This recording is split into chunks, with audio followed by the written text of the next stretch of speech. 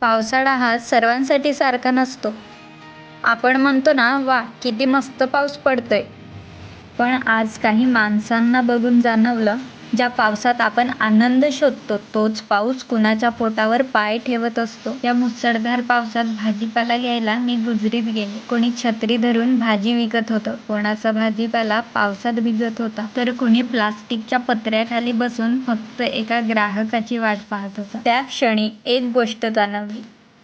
पाऊस सगळ्यांवर सारखाच पडत होता, पण त्याचा सामना प्रत्येकजण वेगवेगळ्या पद्धतीने करत होता. भाजीपाला भिजत होता, कपडे ओले होत होते, तरीही कुणी आपली जागा सोडत नव्हतं. त्यांच्या चेहऱ्यावर तक्रार नाही, तर फक्त काम सुरू ठेवण्याची जिद्द होती. कधी कधी वाटतं, पाऊस आपल्याला फक्त ऋतू शिकवत नाही, तो काही माणसांची मेहनत किती मोठी असते हेही शांतपणे दाखवून देतो. म्हणून तुम्ही भाजीपाला घेताना मोलभाव न करता त्यांच्या मेहनतीची किंमत द्या.